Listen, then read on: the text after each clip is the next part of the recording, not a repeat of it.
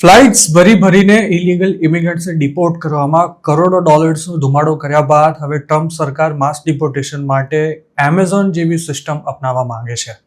આઈસના acting director Tod લિયોન્સે હાલમાં જ આ અંગે એક નિવેદન આપતા એવું કહ્યું હતું કે માસ ડિપોર્ટેશનને એક બિઝનેસની જેમ જોવું જોઈએ અને એમેઝોન પ્રાઇમ જેમ ટ્રકોમાં પાર્સલ ભરીને તેને ડિલિવર કરે છે તેવી જ રીતે ઇલીગલ ઇમિગ્રન્ટ્સે પણ ટ્રકોમાં ભરીને ડિપોર્ટ કરી દેવા જોઈએ. હાલમાં એરિઝોનામાં બોર્ડર સિક્યોરિટી એક્સપો 2025 યોજાયો હતો, જેમાં ટ્રમ્પ એડમિનિસ્ટ્રેશનના મોટા અધિકારીઓ સ્પીકર તરીકે હાજર રહ્યા હતા અને તેમાં ટોડ લિયોન્સ ઉપરાંત બોર્ડર્સના ટોમ હોમન અને ડિપાર્ટમેન્ટ ઓફ હોમલેન્ડ સિક્યોરિટીના સેક્રેટરી ક્રિસ્ટી નોએમ જેવા બિગ શોટ્સ પણ સામેલ હતા.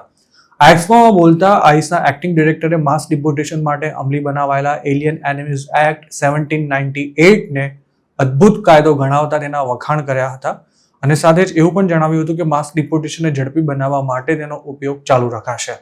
આ કાર્યક્રમમાં હાજર રહેલા ટોમ હોમને પણ માસ ડિપોર્ટેશનમાં આર્ટિફિશિયલ ઇન્ટેલિજન્સનો કઈ રીતે ઉપયોગ કરવામાં આવી રહ્યો છે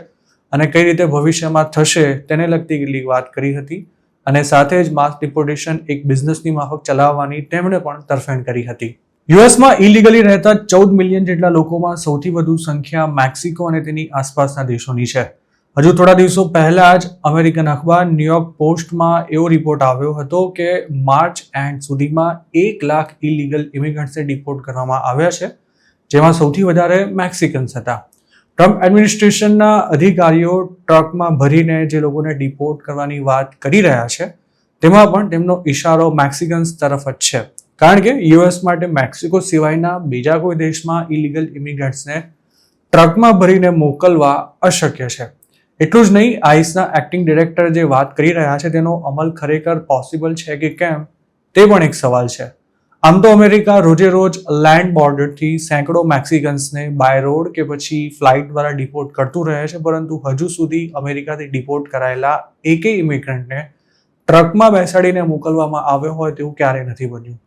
હાલ યુએસમાં એવો માહોલ ઊભો કરવામાં આવી રહ્યો છે કે ટ્રમ્પે ચૂંટણી વખતે જે સ્કેલ પર માસ ડિપોર્ટેશન કરવાનું વચન આપ્યું હતું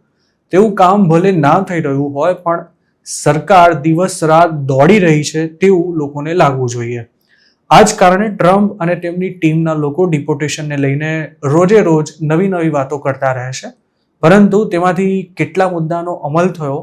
અને તેનું પરિણામ શું આવ્યું તેના વિશે કોઈ કશું જ નથી બોલતું. ટ્રમ્પે એલિયન એનિમીઝ એક્ટ લાગુ કર્યો ત્યારે પણ કામ ઓછું અને હોબાળો વધારે થયો હતો અને માસ ડિપોર્ટેશન માટે સરકાર શું શું કરી રહી છે તેની વાતો મીડિયામાં સતત આવતી રહે તે માટે આ મામલાને સુપ્રીમ કોર્ટ સુધી લઈ જવા ઉપરાંત ટ્રમ્પે પણ તેના વિશે બેફામ નિવેદનો આપ્યા હતા. ટ્રમ્પ સરકાર ઇલીગલ ઇમિગ્રન્ટ્સનું લિસ્ટ તૈયાર કરવા માંગે છે, તેમના પર સતત નજર રાખવા માંગે છે અને ફાઇનલ રિમૂવલ ઓર્ડર બાદ જેમણે અમેરિકા નથી છોડ્યું તેમની પાસેથી સરકારને રોજનો $998 દંડ પણ લેવો છે. જોકે મોટી મોટી વાતો કરનારી સરકારે તેણે અત્યાર સુધી આવીને જે કંઈ કર્યું તેનાથી કેટલા લોકોએ સામે ચાલીને અમેરિકા છોડ્યું તેના પણ આંકડા નથી જણાવ્યા. યુએસમાં રહેતા તમામ ઇમિગ્રન્ટ્સ સતત ડરમાં રહે તે માટે જ અમુક સ્ટુડન્ટ્સને સાવ આલતુ ફાલતુ કારણો આપીને રિમૂવલ નોટિસ આપવામાં આવી રહી છે અને H-1B વિઝા હોલ્ડર્સને પણ તલવારની અણીએ રાખવામાં આવ્યા હોય તેવી તેમની હાલત છે.